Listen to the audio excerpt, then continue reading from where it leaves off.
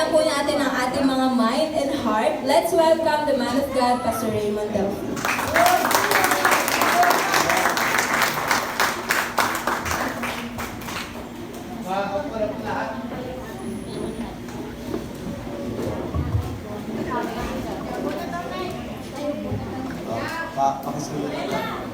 Okay, may video kasi ako gusto na i-share sa inyo. Kaya lang, dala ng kapos ng walang internet eh. Hindi nakakonect. Sige, pwede ba? Kaya Ate Amy? Internet daw, pa-share mo lang ang data si Fiasa. Okay, uli po, magandang umaga sa lahat. Everybody is welcome. Everybody is fine. Amen? At naniniwala tayo sa grasya ng Panginoon, sa biyaya lang ng Panginoon, tayo ay naligtas. Sa biyaya din ni Lord, tayo ay nananagumpay. At ang pinakamasarap, dahil sa biyaya niya. Amen? Okay.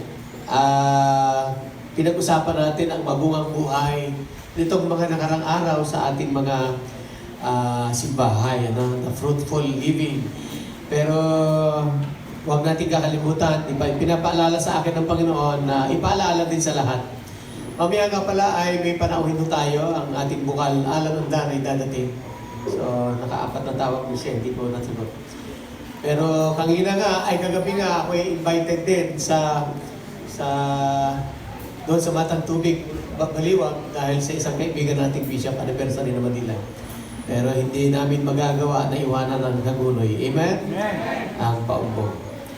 Pero sa umagang ito, pwede bang samahan niyo muna ako?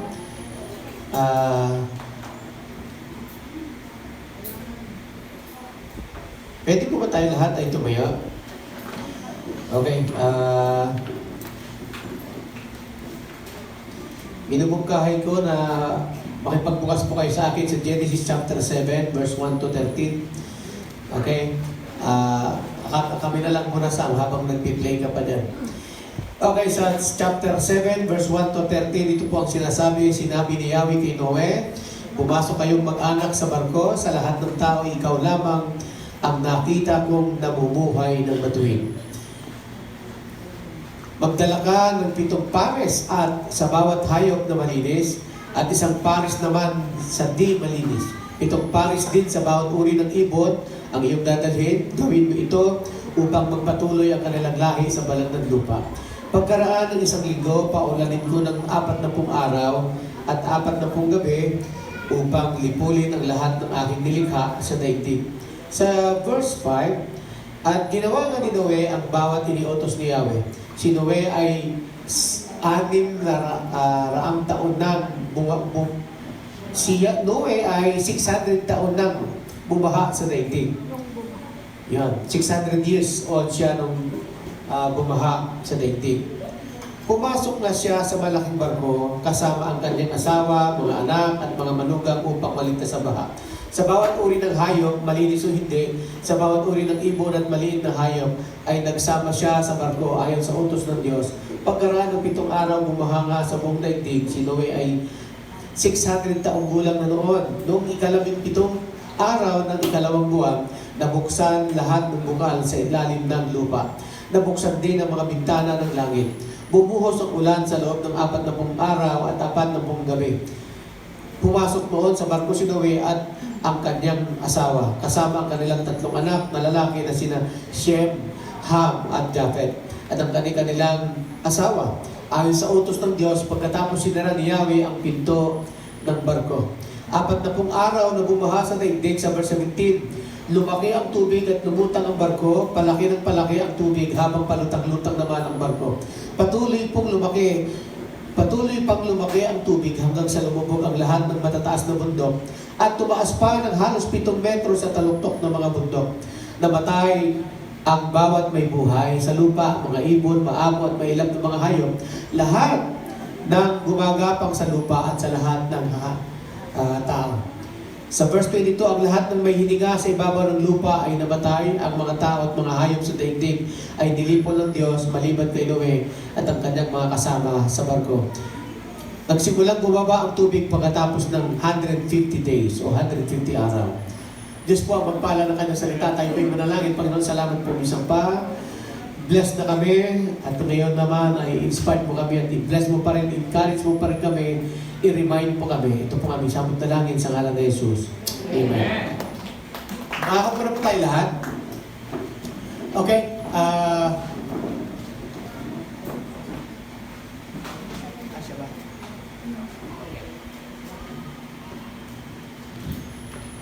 Okay, sige. Andiyan na ba sa? Wala pa. Okay. Tuloy na muna ako. Nakinig po tayo lahat sa ating binasa. Tama po ba?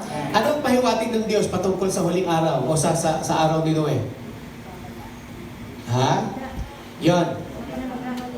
Okay. Salamat sa sagot. Totoo bang magsasara ang pintuan ng kalangitan kaya't hindi makapasok ang lahat matapos paalalahanan? Okay. Ano po ang nilalarawan ng kwento ni Noe sa panahon natin ngayon? Kasi ginamit ito ni Jesus. Ang kwento ni Noe ay paalala.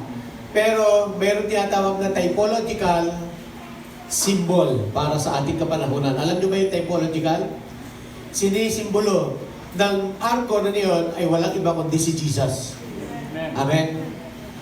Pero magsasara ang pintuan kapag dumating na ang taktang panahon. Alam natin na lahat tayo, alam natin lahat, na time will come, hindi na pwedeng pumasok ang mga hindi nabigyan ng pagkakataon, privilege, pero hindi pa nakapasok. At hindi ka nagmamadali. Anong ibig sabihin ng barko? Ito po ay kaligtasan para sa mga sumasampalataya. Sa tingin mo, may kahilintulad ang panahon ni Noe sa panahon ngayon? Yan. Ano kaya yun? Ano? Okay, mga dapat alalahanin sa panahon ni Noe. Una, life is uncertain. Sabihin mo nga, uncertain. Ang buhay ay walang katiyakan. Kanina, bago kami pumunta dito sa church, ay delay na ho kami kasi nga, makinig po kayong mainam. Pag sinabing uncertain, walang kahit mayaman, kahit mahirap, lahat mamamatay. Sabihin mo sa katabi mo, mamamatay ka. Mamamatay ka din. Amen? Kahit si Marcos kayaman-yaman namatay. Ang pinakamayamang ang pangalan nito, yung inventor ng ng Facebook, si Zuckerberg, si Mark, buhay pa yan. Yung isa, yung yumaman, na sobrang yaman. Steve Jobs yan. So, sobrang millionaire, trillionaire.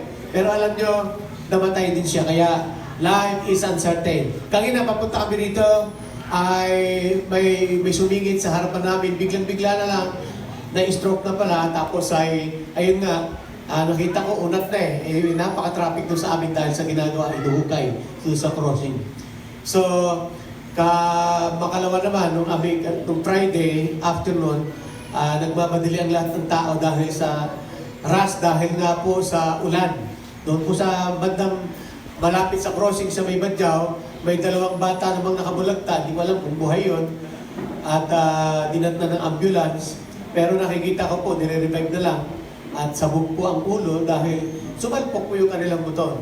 So, kahapon, sabi lang ni Ate Amy, may aksidente na naman doon sa bypass Pulilan, at patay din.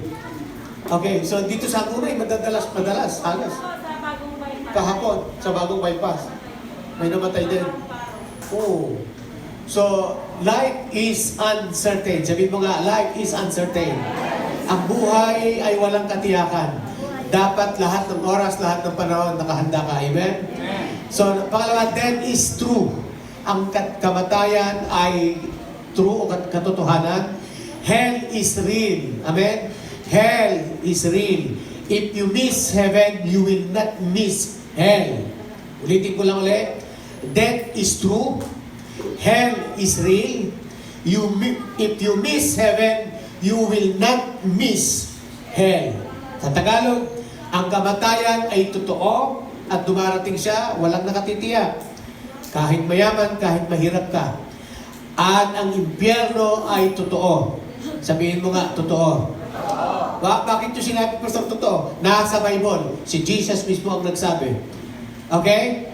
If you miss heaven, pag na-miss mo, ibig sabihin, hindi ka tumama sa langit, siguradong impyerno ka. Hindi mo mamimiss ang impyerno. Amen?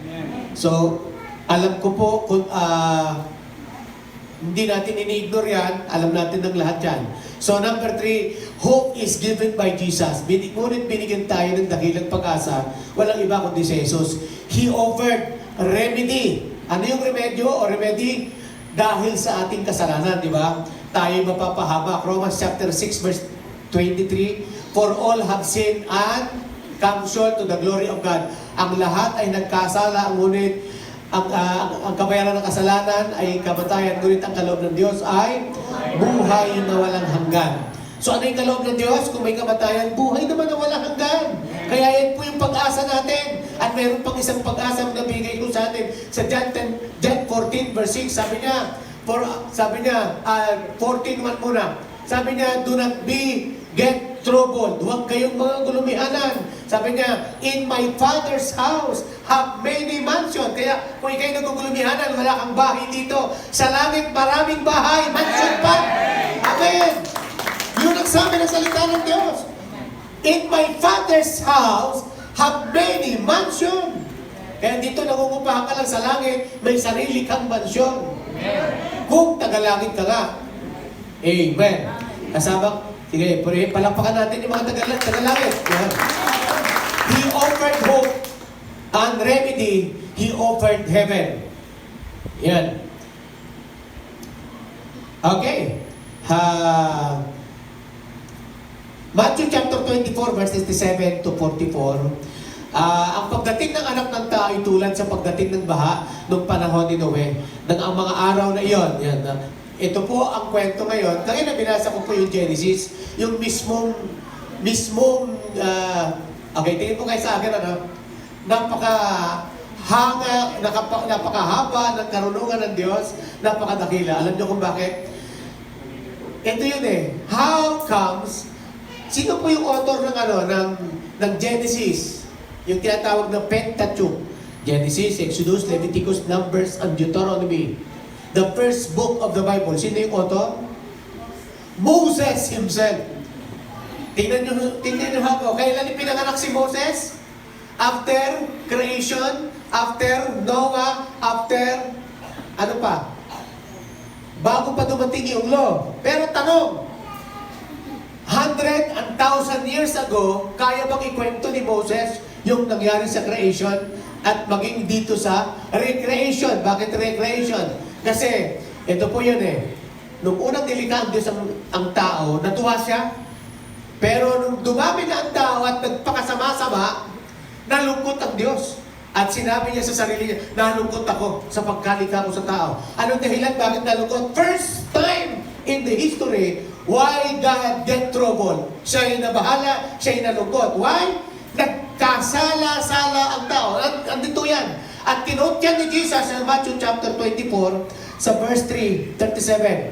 Sabi niya, ang pagdating ng tao ay tulad ng pagdating ng baha noong panahon ni Noe. Ng mga araw na yon, bago bumaha, ito, ni-reveal ni Jesus ang mga tao ay nagsisikain. Tama po? Parang ngayon, nagsisikain habang nagsisermon. Nagsisikain habang natutulog. Nagsisikain habang nagbabay. Di ba? Parang ngayon, walang kaibahan. Nag-iinuman. Yung panahon na yun, nagsisikain. Nag-iinuman. Tama? At nagsisipag-asawa. By the way, yung term na nagsisipag-asawa, sa sobrang nagpalungkot sa Diyos, itong mga tao nung panahon na yon, sa sobrang makasalanan, hindi ho sila masyahan sa ibinigay sa kanilang ng Diyos. Halimbawa, tingnan mo sa akin, bakit hindi siya masyahan? Yung mga may asawa, naghahanap pa ng ibang asawa. Okay? At ang matindi, yung lalaki, hindi na masyahan sa babae. Naghanap ng kapwa lalaki. I-guess nyo? Wala naman po ako kalaban dito, alam ko, yan ang magiging matinding kalaban mo natin ngayon. At nag-oppose lagi. Kasi nga, yun ay nasa Word of God. Bakit sinunog ang Sodom at Gomorrah? Dahil sa kanila. Nagumon sila sa kahalayan. Sabi mo nga, nagumon. Ano yung kahalayan? Yung, di ba sabi ng Bible, mahalay daw yung isang babae na may asawa na nagpapaligaw pa. Mahalay. Pero sabi niya, yung kahalayan, yung hindi ka na umalis doon, hindi ka na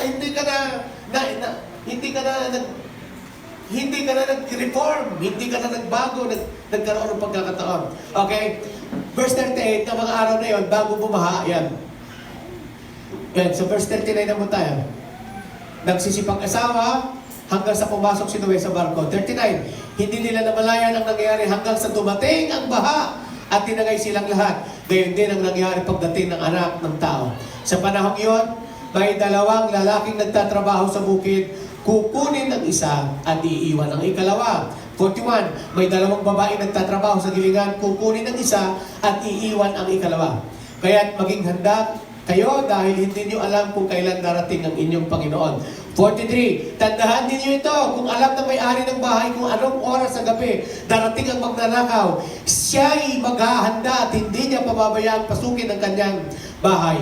Kaya't lagi kayong maging handa. Inulit-ulit yung words na laging handa, maging handa. Sapagkat darating ang anak ng tao sa oras na hindi ninyo nalalaman.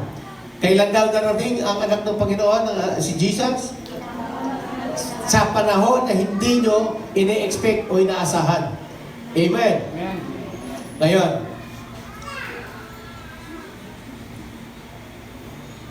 ang ating pag-uusapan, spiritual preparedness. Spiritual preparedness. Pag-aaralan natin yung pagiging handa spiritual. Okay, luntagla ako sa Luke, ano? Sa Luke, ganyan din yung sinasabi. Okay, hindi ko nababasahin, pero kayo na lang po magbasa sa Luke chapter. Alam niyo po, pagka inuulit-ulit sa Bible, hindi siya importante. Ano tawag sa kanya? Pinaka-importante o sobrang importante. Luke chapter 12, verse 35 to 40, maging handa kayo, lagi manatiling maliwanag ang inyong mga ilawan. Pag sinabing maging handa, manatiling ang inyong ilawan, ito po ay tumutukoy na ang mundo ay andyan ho tayo na nafo-focus, nakukot ang attention natin. Para bang, tinan nyo, pag humawa kayo ng cellphone ngayon, para bang sa ganda ng cellphone, parang hindi mo na siya bibitawan hanggang sa sarap ng titingin mo sa Facebook, sa YouTube, at kung ano na pa. Namalayan mo, madaling araw na. Di ba? At kung minsan, marami po ang nagugutom, ay, hindi niya pinapansin, hindi niya alintana. Oy, may kasabihan ngayon, ang mga bata, huwag mong pakainin, pero lagyan mo ng wifi, mabubuhay. Di ba? Mabubuhay. Kasi yun nga ang katotohanan eh. At ito yung truth sa mundo natin ngayon, na lahat tayo, na nalilibang, lahat tayo. Pero sabi ho ni Jesus, pakaingat kayo na huwag matuon ang inyong mga isip sa mga bagay na nasa mundong ito. At magumon, sabi mo nga, magumon. Ano ba yung another term for magumon? Na-focus, ano pa? Nalulong ka masyado sa mga bagay na nasa mundo, di ba? Ano ba yung mga bagay sa mundo? The craves, di ba? Yung mga physical, spiritual, at material na bagay. Di ba? Pag kita mo, magbukas na ako ng ukay-ukay, nagdag sana tayo, di ba? Napupuyat kami natutuwa tayo sa mga material things. Tingnan mo, pagka titingin ka ng mga bahay sa Facebook, tuwag-tuwa ka. Ako sasakyan, gusto ko magkaroon ng bagong sasakyan, di ba? Kasi material. At we are living in the world, cravings of all material things. Pero huwag po sanang dumating yung panahon na nakukuha na yung attention mo ng mga bagay nito, nagkukulang ka na sa Panginoon. At nakakalimutan mo na yung personal mo ay merong kakulangan sa Diyos. Amen? Yung personal mong relasyon sa Diyos, napabayaan. Sabi mo, napabayaan. Verse 40 says, therefore you also be ready, for the Son of Man is coming at an hour you do not expect. Hindi nyo inaasahan. Waiting upon the Lord means that we are getting ready in all aspects. Sabi mo nga, in all aspects. Pastor, ready po ako. Sino dito ready sa pagbabalik ng Panginoon? Okay? Sam, i-post na lang natin yan sa LFCI. ang video na piniprepare ni Kuya Sam, ito po yung huling hudyat sa pagbabalik ng Panginoon. The last sign. Alam niyo yung last sign? The Antichrist will come and reign. Okay? Sino po yung Antichrist? The one world religion, one world currency, one world power. Yan. Pero alam niyo po, wala pa sila, matagal pa sila, pero nandyan yung spirit niya. At damang-dama natin lahat yan. Obvious. Sabi mo nga obvious. Pag sinabing obvious, halatang halata. Hindi maitatago ang katotohanan na andyan na sila. Pero pag hindi ka aware, baka pwede kang maingganyo. Pwede kang makabili ng kanilang mga produkto. Maingganyo ka, mag-establish ka, o kaya ay mapunta ng kanila ng mga bagay na gusto nila. At ang problema niyan, baka nakalimutan mo na ikaw ay naghihintay sa pagbabalik ng Panginoon. Amen? Okay. 3 A lang ho ito. Number 1, para tayo po ay spiritual prepared. Number 1, alive. Sa verse 36. And number 2, aligned. Number 3, hindi na ako magtatagal, alert. Sabi mo nga, alive, alert, aligned, and alert. Yan, okay. Pag sinabing alive, actively knowing God. Active ka, sabi mo nga active.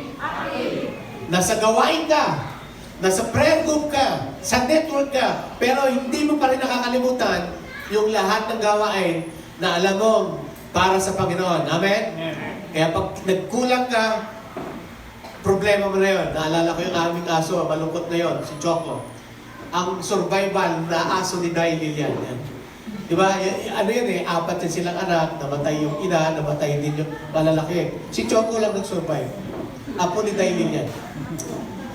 At malungkot po siya ngayon. Alam niyo kung bakit siya malungkot? Sabi ni Atemi, tumatawag siya kahapon. Dati nasaan yung swero? Sabi ko, alin? Kasi one time, bumili ako ng swero para sa iyo. Para sa iyo. Sa aso. Bumili ako ng swero para iswero yung aso kasi mahina na daw. So, sa totoo lang, bakit mahina si Choco? Pinapakain naman siya. Samantalang si Chino, ang lusog, tapos ay malakas. Si Choco, nung buhat nung bumaha, medyo tumamlay. Tapos, nalalagas yung kanyang buhok. Tapos, nagmumuta. Ang dami ng problema. Pero ang totoo, humina sa pagkain. Itong si Choco. Nagagay siya? Kaya pagka ikaw humina sa pagkain, alam mo na. Sabi mo nga, craves. Ano bang Tagalog ng craves? Gana? Ha?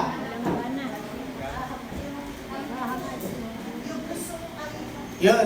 Gusto mong kainin. Yun na yun. Diba? Lahat ngayon, andyan. Lahat ng masasarap. Nakita mo yung mga vlogger, ang dami-dami pupunta ng vlogger sa Bulacan. Diyan sa convention, andyan na lahat yata. Meron kayo nakain si Anjoy doon na yung suhong. Nako, si Sisikan, one time kumain. Dapat, uod. Yung uod, napakasarap pala nun. Natikman ko nga, masarap pala yung uod. Meron yan nakakain ko lang sa Thailand. Sa Thailand, pati scorpion, uod, pati yung mga, anong tawag dyan, hindi yung matinig na damo na makahiya. Kinakain doon Ang bihira. Pero dito sa Bulacan, ang daming mga at nasusunod yung cravings natin, di ba?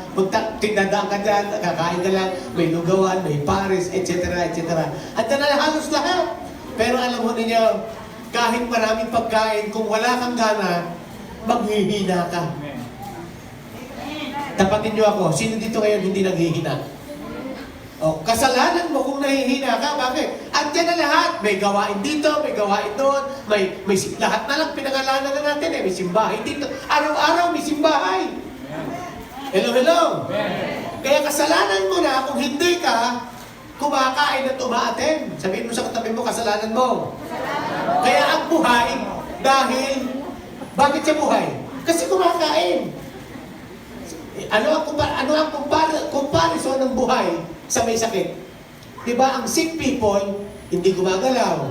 Ang sick people, hindi normal yung kanyang paglabas. Kaya ang normal na buhay, hindi lagi sa loob ng kwarto, hindi lagi sa kama, hindi lagi nahihiga. Pag lagi nahihiga, may sakit yan. Tama? Ang buhay na Kristiyano, laging nasa gawain. Kaya pag buhay ba tayo sa spiritual?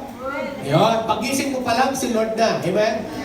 Yun, actively knowing God, knowing His presence, and the path of service to Him. Yung paglilingkod mo sa Kanya, yan po yung alive sa verse 36. Colossians chapter 2:13, and you who were dead in your trespasses and the uncircumcision of your flesh, God made alive together with Him. God made alive together with Him. Ginawa kang buhay kasama niya, having forgiven us all our trespasses. So tayo po ay buhay. Amen? Buhay ka ba? Buhay ba yung katabi mo? Yun na sa likuran. Sabi mo, buhay ba tayo dyan? Buhay ba ang mga buhay-buhay? Kuminsan, ang mga, hindi naman lahat, may mga kausap ako. Pag kinakamusta mo siya, walang kabuhay-buhay yun. Kamusta na po? Eto, may butong hinangap eh. Parang dati eh. Doon pa lang alam mo na yung buhay, di ba? Para bang tagal naman ang buhay. Yan, pag wala ka ng alive, wala ka ng kaalam-alam sa purpose mo, para bang wala ka ng kabuhay-buhay. Pero ang naghihintay sa Panginoon, laging buhay. Amen? Amen.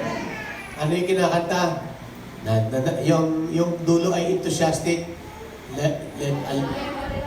I'm alive, awake, enthusiastic. Yan. I'm alive.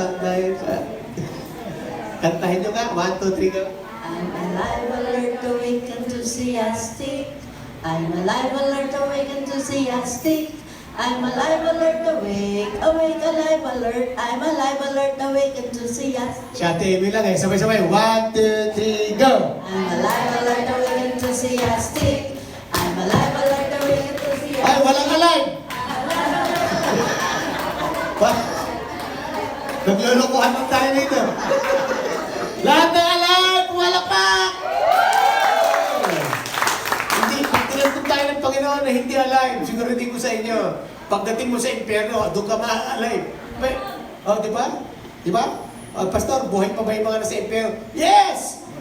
We have another life. There is life after death. Alam niyo ba yan?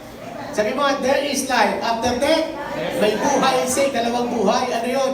Yung buhay natin na yan, pag humarap tayo sa Panginoon, sabi niya, it was destined by our conviction and decision. How? Hebrews chapter 9 verse 27. It is appointed to a man once to die. And after that is judgment. Tagalog, itinakda na sa tao. Sabi mo nga, itinakda na. Na siya ay mamatay. Kaya sabi mo uli, mamamatay ka din. Yan. At pagkatapos nito ay paghuhukom. Nakikinig po ba kayo? Kaya nakakalungkot. Pag hindi natin na isama lahat sa langit, nakakalungkot na buhay. Bakit? It is lifetime. It is eternal. Wala nang lipatan. So number 2, align. Sabi mo nga, align. Sa verse 37, to do what is in accordance to the will of God. Align. Refraining to go against the flow of righteousness. Pag sinabing align, synonyms po siya ng righteousness, being righteous, pagiging matuwid. Paano ka magiging matuwid? Sumama ka sa mga taong matuwid, katulad ni Jesus, Jesus only the righteous, for all have sinned. Lahat tayo makasalanan. Paano tayo naging matuwid? Nung nanampalataya tayo sa isang taong matuwid, walang iba si Jesus. Amen? Pag sumama ka sa Kanya, itinuring ka, sumampalataya ka, itinuturing kang matuwid ng Panginoon. Alam niyo ba yan? Prove. Romans chapter 1 verse 1. Sabi ni Pablo, to the saints of Rome. Ang sulat niya ay pinasimulan niya sa titik na saints. Para sa mga santo sa Roma. Sino tinutukoy ni Pablo? Yung mga Christian, yung mga tumanggap. Ang tawag pala sa mga taong tumanggap sa Panginoon, santo! Amen? Kaya ikaw, santo. Diba? Sabi mo ka, santos ka rin. Ang sa Bisaya kasi santos, yung santos eh, yung buon, di ba? Nakikinig po ba kaya? Kaya ang totoong banal at santo, ang santo banal eh. Binaral na tayo ng Panginoon. Pinatawad na tayo ng Panginoon. Noong oras na tayo sumampalataya, inungkit niya na ang lahat ng kasalanan natin. Hindi ba mabuti ang Diyos? Kaya dahil dyan, tayo po ay align. Okay, ano yung align? Simple lang ha, para maintindihan ng lahat. I-illustrate ko yung align. Alam nyo ba na kapag nagpapa-convert kayo, nagpapagawa kayo ng tinatawag na wheels, yung gulong. Ate Babes, yung trabaho nyo to eh. Yung, ano tawag dyan? Yung rayos, saka yung hub, i-assemble dun sa pinaka-rim. Di ba? I-assemble yan ng rayos. Pero pag na-assemble siya, hindi siya automatic na naka-align. Isa-isa yun, ina-align. Nagigis nyo? Para ang takbo ng kanyang ng gulong na yun, ng motor na yun, tuwid. Nagigis nyo? Parang kalabaw. Ang kalabaw, pag tumatakbo, may pag-ganon, pati kabayo. Kaya nga may renda eh. Di ba? Ang kalabaw, may sungay dito. Ay, ang kalabaw, may butas ang ilong, tapos may tali dito. Para pagka naglululoko-loko yung kalabaw, hinihila yun eh. Pag gusto mong kaliwa, kanan, ganon ang style nun. Ang Kristiyano, para tayong may mga renda dito sa bibig natin o sa ilong, na kapag sinabi nila, duwag dyan, mali yan, kasalanan yan, agad-agad natin inaayos yung sarili natin para maging matuwid tayo at yan ang tawag doon, naka-align tayo sa Panginoon. Amen? Amen? Sa bawat oras, sa bawat araw, tayo tinutukso ng kasalanan, ng sanlibutan. Pero kapag nabasa natin ang salita ng Diyos, ang conviction ng Holy Spirit, siya yung taga-align sa atin. Amen? Sabi mo nga, right alignment. Kaya another word for righteousness is right alignment. Sabi ni Lord, patagin nyo ang bako-bakong daan. Ano ibig sabihin ng patagin ng bako-bakong daan? Sabi niya, tanggalin nyo yung pride nyo. Pero Kristiyano ka, tapos ma-pride ka pa rin. Hindi ka Kristiyano. Hindi mo pa natanggal yung pride mo eh. Amen. Hindi mo kapatid mo, hindi mo mapatawad. Diba? Tatay mo, nanay mo, galit ka. Ma-pride ka pa rin. Yung wrong, hindi, tamang alignment yan, amen? Yung mga salita mo ay kapos, o lagpos. Ang tawag doon, right alignment. Pag gusto mong mapa-align, magpakorek tayo. Magpabago tayo. Sabihin mo nga, magpabago tayo. Gesture lang, gesture. 1, 2, 3. Tanggalin ang lahat ng maskara. 1, 2, 3, go. Gusto niya ng totoo? Totoong, yan, mukha. Eto na yon. Dapat, labas na natin yung mga sama ng loob. Iwaksin na lahat ng mga damdamin. Kagabi, nagkaroon lang kami ng tinatawag na refuel. Yan. Nagkaroon lang kami ng konting alignment. Nagkaroon kami ng konting re-evaluation ng mga kalalakihan. Kasi nga, magugulat ka na lang pag hindi, parang bangka. Sino nakasay sa bangka? Pag nagtatagal sa bangka, parang bumabangan yung bangka. Ayun pala, nalalayak. Di ba? Alam niyo yung layak? Ayun layak, doon yan sa papapunta ka ng lugar po, may layak na lugar. Pero yung layak dito sa Hagonoy, yung mga kalat, yung mga basura, mga dahon, at kung ano, nalalayak yung yung LC mismo ng bangka. Ganyan din yung buhay natin. Hindi natin araw-araw nakakabangga tayo ng sama ng loob. Galit. Ako po, nung nakaraang araw nagalit po ako. Sa tagal na ng panahon, ngayon lang ako nagalit ulit ng ganon. At nakakahiya, nasa loob pa ako ng bangko. Metro Bank. At alam nyo naman bakit hindi ako magalit? Abay, binigyan pa naman ako ng bill na 85,000 at kailangan ko ng bayaran sa September 10. Para akong... totoo nun, in-apply ko yung aking bayad sa field plans. So, dalawa kami ni Chip, 38,000 yon. So, nagulat na kami, 85,000, may bill na kaagad. Tapos may bill pa ng September 3. Tapos, ina-apply ko yun 3 times, 4 times. Abay, sila ang may kasalanan. Sabi nila, mali po ang banyo. Di ba, pag nagtatawag kayo sa credit card, sinasabi nila, ito ang gagawin mo. Kailan ka nag-apply, hanggang kailan ang duration ng card mo. Yung mga verification ba? Pero alam nyo, sabi nila, sorry sir, hindi mo ma-access yung account mo. Nagalit po ako. Account ko ako yan, ako ito. Ay, paano nyo ako matutulungan? Hindi ko ako kayo babayaran. Pero wala din, kahit nagalit ako. Talagang buti na lang, nagpigil ako, pero naramdaman ko, nanginginig yung katawan ko eh. Kailangan natin i-align yung ating sarili. Ano sabi ng Bible sa galit? Huwag lubugan ng araw. Magalit ka ngayon, maya wala na. Amen. Maging katulad kayo ng bata. Sino dito? Yung kasabihang matatanda. Mag-unat na eka yung aking paa. Hindi na kita patatawarin. Oh. Hindi yan naka-align. Amen? Sino dito naka-align na? Yan. Kaya, yun po ang spiritual preparedness. Dadating na sila.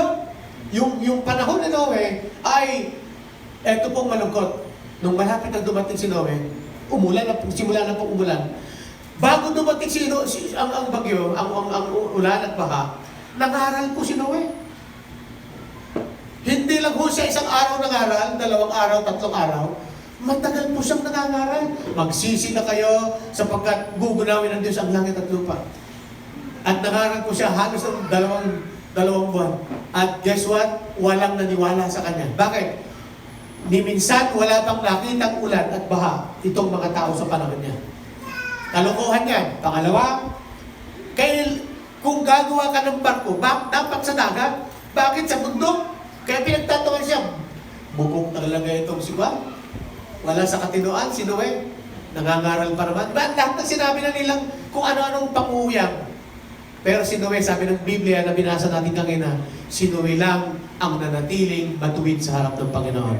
Na everybody said, Amen. Sana sa panahon na ito, may matagpo ang matuwid ng Panginoon.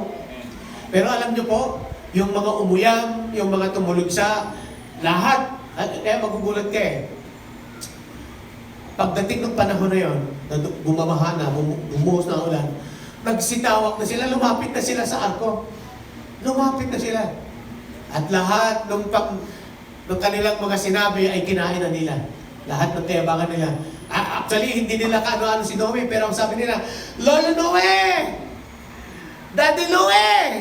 Dad! Siguro yung mga kamag-anak, oy kamag-anak, pinsan! Buksan mo ako! Naniniwala na ako sa'yo ngayon! Dad! Gob! Sino lahat na sinabi? Lahat, tay! Daddy! Engkong! Apo! Maawa ka sa amin! Nagsisisi na kami ng kasalanan! Pagbuksan mo kami! Pero sa matagal na panahon na kanilang pagtatatawag, sabi ng Bible, ang arko ay sarado na, umuhos ang ulan, bumaha, umuhos ang ulan, bumaha, ano kasunod? Late na. Gusto man nilang, kaya minsan, yung mga nagtatatawag, yung mga umaayaw, yung tumutulig sa time will come. Alam niyo po, ito, pwede ko ba kayo kausapin? Member ko po kayo, is ang trabaho ko, i-enlighten po kayo sa tulong ng Holy Spirit at may handa kayo sa pagbabalik ng Panginoon niya ng tungkulin ko. Nasa sa inyo na ho yung response. Kung ba, gusto mo pa rin magpakalublob sa kasalanan, magpakabalik-balik sa kasalanan, na parang baboy, di ba yung baboy, yan yung baboy hindi talaga matino. Hugasan mo siya ngayon, mamaya, balik-lublob siya uli, di ba? Pero hindi naman kay baboy. Yung aso hindi rin maganda. Bakit yung aso, yung suka niya, mamaya babalikan. Sabi mo nga, hindi na binabalikan ang suka. Amen? Hindi na tayo nag-i-enjoy sa suka. Sino dito nag-i-enjoy sa suka mo? O yan, yung nababalik sa bisyo.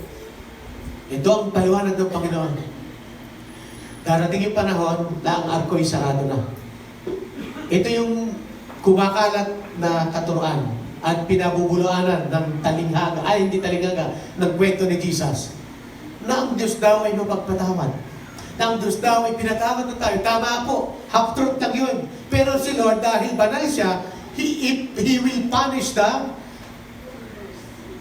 unholy. He will punish. Parurusahan niya mga nabuhay sa kasalanan at nagpakasasa sa kasalanan. Hindi siya konsentidor. Sabi mo, hindi konsentidor si Lord. Pag mali yung ginawa mo, hindi ka kukonsintihin ni Lord. Isang araw, parurusahan ka niya. At darating yun. Dito sa lupa, darating yun. Parurusahan ka. Magkakasakit ka, magkakaproblema ka. Marami na ako nakita ganyan. Hindi pa sikat, laos na. Diba? Sa kayabangan. Okay, so, ngayon, dapat maintindihan natin, time will come pag nagsara na. Kaya sabihin mo, may pagsasara. Tama? Nagsara yung arko, itong grace na si Jesus, ang tawag natin ay grace, biyaya siya ng Diyos sa atin, di ba? Dadating yung panahon na matatapos ang biyaya. Amen? Kaya habang bukas pa ang langit, habang bukas pa ang kalangitan, magsipasok na tayo. Pero alam nyo, darating yung panahon ng harvest. Bago dumating yun, lumapit ka na sa Panginoon. Bakit? There will be a great famine. Great shaking. Magkakaroon ng lindol, magkakaroon ng tagutom, magkakaroon ng dilim ng 3 gabi, 3 araw. Imagine mo yun, walang kurente, walang tubig. Imagine mo lang yun kung paano ka magsusurvive. Yung kahindik-hindik na mangyayari dyan, lalabas ang mga kalaban natin, mga dyablo. At mananakit sila. Kaya pag wala ka sa Panginoon, ang tatak lang ng Panginoon, ang tanging paraan natin para tayo magtagumpay. At sa panahon na yon, tama ang Bible. And that day, and those days, sabi niya, those who call the name of the Lord shall be saved. Kaya darating yung panahon na yun, tatawag talaga sila sa Panginoon. Maglalapit nila yung sarili na sa Panginoon. Katulad ng ginawa nila sa panahon ni Noe. Noe! Dad! Dinong! Lahat siguro, sa tawagin na nila. Pero sarado na ang arko. I pray na bago magsara ang arko ng kaligtasan, lahat ng mahal mo sa buhay. Sino dito gusto mo makasama sa langit? Mahal mo sa buhay. Masaya ang langit. Amen? Heaven is a prepared place for a prepared people. Ang langit daw ay lugar ng mga handang lugar para sa mga nakahandang tao. Why? Kwento ni Jesus. Nagkaroon ng party. Sabi niya, ibinahan mo lahat. At doon sa party, dumating si Jesus. Nakakita niya, may isang hindi nakadamit na puti o pangkasal. Sabi niya, ilabas ito. Itapon sa nagngangalit na apoy. Ano ibig sabihin nun?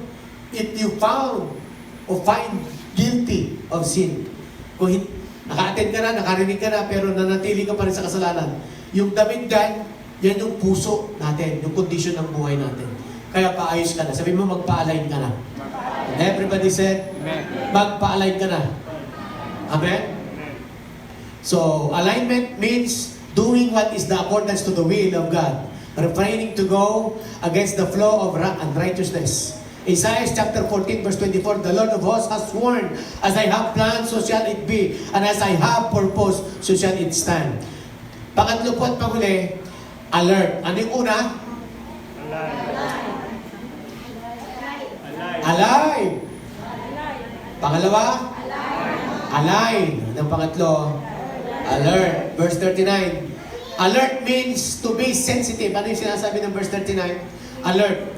Yung maging handa kayo. Sabi mo nga, maging handa. Alerto o listo. Yan.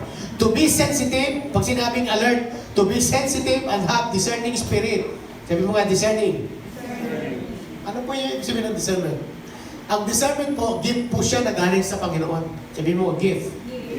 Na nararamdaman mo ang masama at mabuti. Yung lulukuhin ka at hindi ka lulukuhin. Amen? Palagay nyo, kailangan natin yan. Tingin kay Pastor, mahalaga to. Mga babae, mga lalaki, mga dalagat binata, tingin kayo sa akin. Pag nag-asawa ka ng hindi kalooban ni Lord, magiging kalbaryo buhay mo. Lalo na pag hindi ka po natin nananampalataya. Tama? Tama? May pakinig ba kayo? Nakakalungkot dahil dyan napupunta ang buhay ng mga tao. Paano ka makapili ng tamang asawa? Discernment. Kailangan natin ng discernment. Nasa Panginoon. Ito yung tamang babae, tamang tao na ibibigay sa akin ng Panginoon. Amen? Amen. Sino sa inyo natutuwa? Nilagay ka ni Lord sa tamang tao. Amen. Kasi kung hindi, pahihirapan ka yan, maglolo ko yan, sisirain ang buhay mo yan. At isang araw, sisirain din niya yung kanyang sarili at mamamatayan dahil sa bisyo. Pero ang sabi ng Panginoon, magiging maayos, magiging matagumpay ang buhay natin kapag tayo po ay listo at handa tayo sa pagbabalik ng Panginoon. Amen? Luke 21 verse 36. Discerning spirit is gauge the good and evil things. Siya po yung gauge, yung pinaka, ano yung gauge sa Tagalog? Siya yung sukatan, binabasa kapag ka mararamdaman mo masama o mabuti ang isang tao o ang isang bagay. Luke chapter 20 verse 36, watch therefore and pray always that you may be able to count it worthy to escape all these things that will come to pass. May Tagalog ba mami? Pakibasa nga 21:36. That will come to pass and to stand before the Son of Man. Spiritual preparation requires constant prayer and immersion and application with the Word of God. Okay. Tagalog, sabi niya, 21:36, ando na. Let's go. Sabihin natin 1, 2, 3, go. Kaya, maging handa kayo sa lahat ng oras. Lagi ninyong idalangin na magkaroon kayo ng kalakasan at makaharap kayo sa anak ng tao. Kung meron tayong number 1 goal sa buhay, dapat ito yun. Makaharap tayo sa King of Kings and Lord of Lords. Ako, siguro 10 years or 20 years ago, nangarap ako dun sa kanta ni Scott Wesley Brown. Alam niyo yung kanta ng The Little Child? The little child was born that day. Yung child born in a manger, gusto ko siyang makita dahil wala na siya sa manger, ando doon na siya sa kanyang throne, and He reigns forever. Pero si Jesus, the King of Kings and the Lord of Lords, the Savior of our soul, walang pinakamagandang nilalang kundi si Jesus. Walang pinakamabuting tao sa nilalang, walang iba kundi si Jesus. Amen? Magtatapos po tayo. Sabi niya, to escape, spiritual preparation requires constant prayer and immersion and application with the Word of God. To be alive, to be aligned and alert at all times, to keep me prepared in all aspects. Sa pagiging alert, alive, dapat ito lang ang magiging sikreto para tayo ay makaharap sa King of Kings and Lord of Lords. Amen? Amen. Huwag tayong makuha at magumon sa mga intindihin sa buhay nito. Kaya bawat linggo, pahalagahan mo yun. Amen. Kasi alam niyo kung bakit? Baka masanay ka na bawat linggo wala ka sa church. At baka masanay na rin si Lord na hindi kanya pansinin. At pag naghingi ka ng tulong sa kanya, masanay siya na malayo ang kanyang pandinig. May nagtatanong minsan, Pastor, pag nag-pray po ba tayo kay Lord, tutugunin tayo ni Lord? Oops, kahit sa ang reliyon, ang ganda ho na sinabi ng Bible, ang tugon ay ganito. Si Lord ay tumutugon lang sa mga ang tao, sa kondisyon niya, ang taong malapit sa Kanya. Malapit sa Kanya. Sabi niya, mababang puso. Sino daw tinutugon ni Lord? Yun. Sabi niya, Jeremiah 17 verse 5 to 7, sabi niya, I, the Lord, search every heart of men. Ako si Lord, ako si Yahweh. Sabi niya, sinisiyasat ko ang bawat puso. At ginagantimpalaan ko ang bawat isa ayon sa kanyang ginawa. Ginawa. Kaya pala, hindi ka nahihiyang lumapit sa Panginoon. Humingi ng tulong, humingi ng biyaya. Kasi nga, ibinigay mo na ang buhay mo sa Kanya. Nagpasakop ka sa Kanya. Palakpakan natin ang Panginoon. Pero alam niyo, kung guilty ka sa kasalanan mo, kahit presensya lang, mahihiya ka eh. Diba? May dalawang nag-pray sa templo, sabi ni Jesus, yung isa ay publican, yung isa naman ay pareseyo. Sabi ng pareseyo, Lord, ilang beses ako mag-pray, 3 beses ako mag-pray sa maghapon. Nagpa-fasting pa ako. At nagpipray ako, nagbibigay ako ng ikapuko. Pero alam niyo po, dumating po yung isang publican. Ibig sabihin ng publikano, alam niyo ibig sabihin ng publikano? Makasalanan. Tayo, publikan tayo eh. Publikano. Nasa public tayo. Wala tayong karapatan doon sa pamanahin sa kanan ng Diyos. Pero sabi niya, dinadagukan niya ang kanyang dibdib. At ang sabi niya, Lord, hindi ako nararapat para pagpalain mo. Kahabagan niyo po ako. At ang sabi ni Jesus, yun ang kinahabagan ng Diyos. Ano ibig sabihin nun? Ayaw ni Lord ng mayabang. Ayaw ni Lord ng posisyon. Ang gusto niya pag pumunta ka sa Kanya, as is, ibig sabihin, yung ikaw, yung totoong ikaw. Yung heart mo ay durog sa Panginoon. At yun ang hinihintay ni Lord. Amen?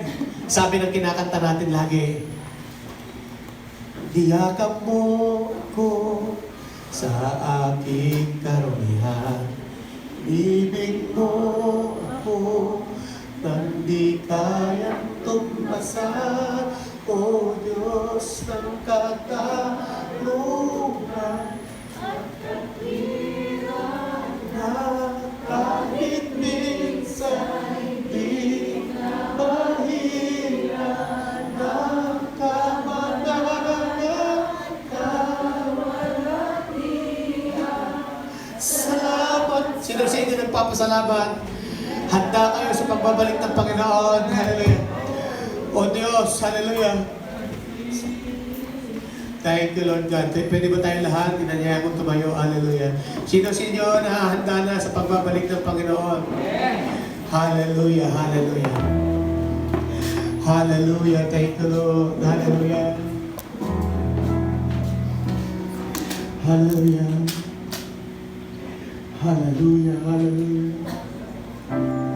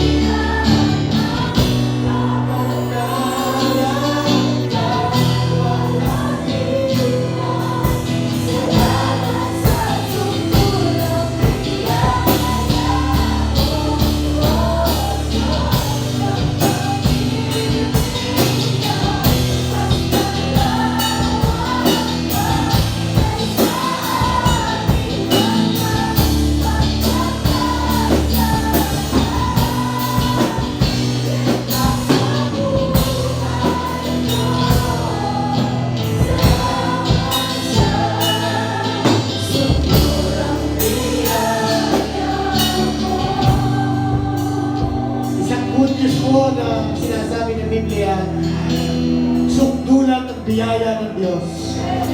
Pero alam niyo po, yung sukdulan na yan, dadating yung panahon, nauubos din po yung biyaya na yan. Nagsasara na po ang arko. Pero kung gustong makatiyak para sa pagbabalik ng Panginoon, sino gustong makatiyak? Pwede ba tayo seryosohin natin ang Panginoon? Simple lang po, papasukin natin si Jesus sa ating puso.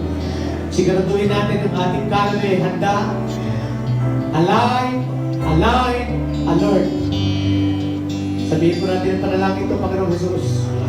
Nagpapasalamat ako. Binigyan ko ng remedyo ang aking kasalanan. Namatay ka alang-alang sa akin. Kahit ikay walang kasalanan. Upang ako'y maging matuwid. Ika'y naghirap upang ako ay yumaman at pagpalain. Ikaw ay napahamak para magkaroon ako ng buhay na walang hanggan. Salamat sa alam kong pag-ibig. Pinagsisisihan ko yung aking kasalanan. Mula pa nung ako'y bata pa. Tinatanggap kita. Pinapapasok kita sa aking puso. Bilang Panginoon, Hari, Diyos ng aking buhay. Mula sa araw na ito, ikaw nang manguna sa akin.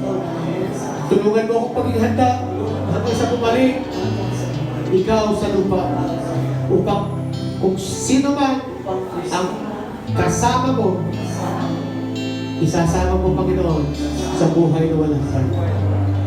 Sa lahat ng sasampalataya. Maraming salamat. Ito ang isang dalangin sa pangalan ni Jesus.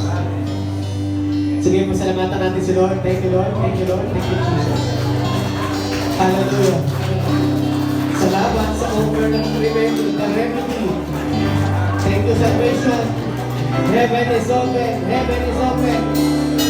Oh!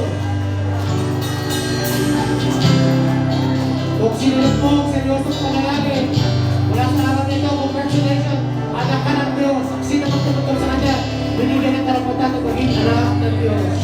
Mula sa araw nito, araw-araw kang maghintay, araw-araw kang magbabayad, araw-araw kang maging listo.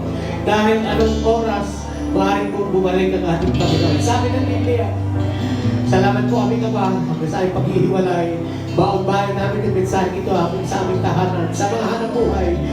Dahil hindi kami makakalimot, Panginoon, sa anumang sandali ng buhay namin. Meron, Panginoon, na nanangako sa ating buhay. You will return. Hallelujah. For those who believe. Salamat po, Panginoon, sa mensaheng padala mo sa umaga nito. Sino man ngayon, Panginoon, may suliranin, may problema, may kabigatan. Sige, taas niyo po yung kamay. Sa pangalan ni Jesus, kilala ka ng Diyos, kilala ka ng Panginoon. Gaano mang kabigat ng isuliranin, nandyan ang Panginoon. Nandyan ang kanyang presensya. At nandyan akuin ang lahat ng kabigatan na meron ka sa pangalan ni Jesus. At naniniwala ko, kaya kang puspusin ng Panginoon. Ibigay mo lahat, come on. Ibigay mo lahat ng suliranin mo. Financial man yan, kalusugan man yan. Kaya ng Panginoon. Hallelujah. Oh, ibigay ang mga kailangan mo sa pangalan nito. God will bless you. God will bless you. Hallelujah. Hallelujah. Pwede ba? Hawakan mo yung kamay ng iyong katabi kung meron kang pinakamalapit na kamay. Sige, Lord, bless mo po bawat isa. Pag-usap tayo ng mga panalangin para sa bawat isa.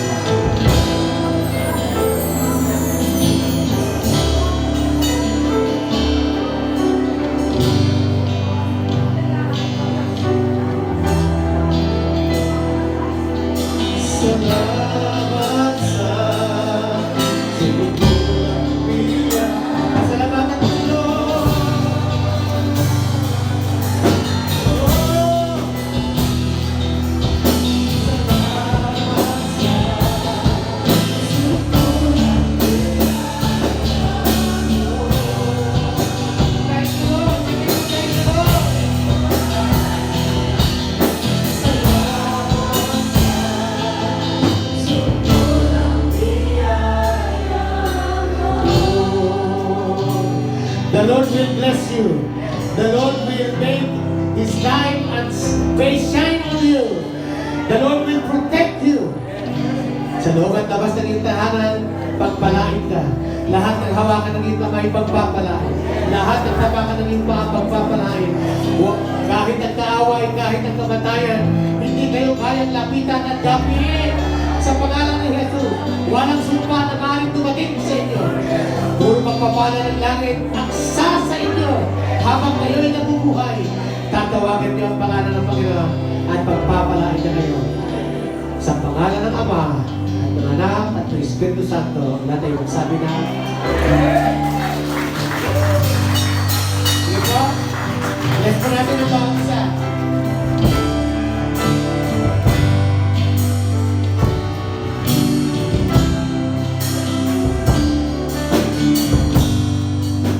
Hallelujah. Sige po, hanin po natin ito natin.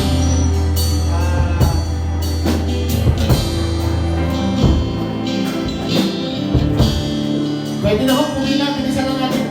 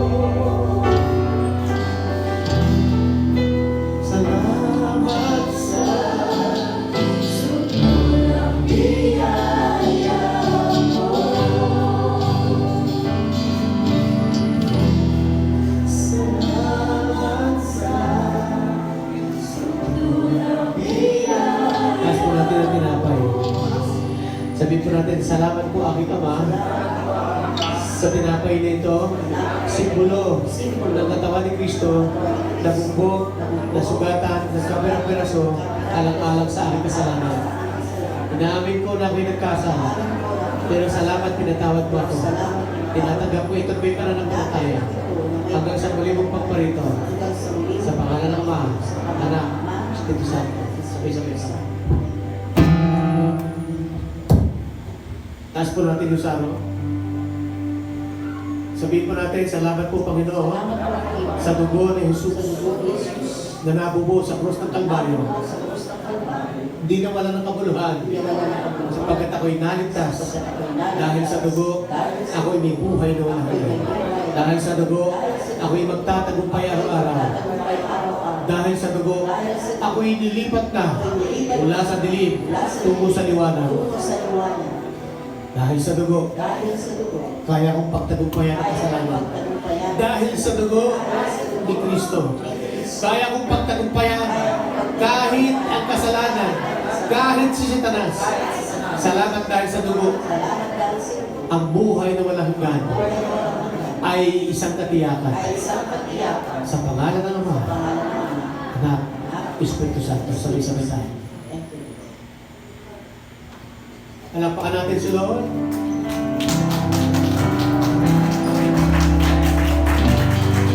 Amen. Amen. All the blessings that God is giving you today, receive.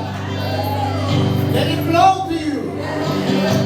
Tanggapin niyo sa pangalan ng Ama at ng Anak, Espiritu Santo. Amen.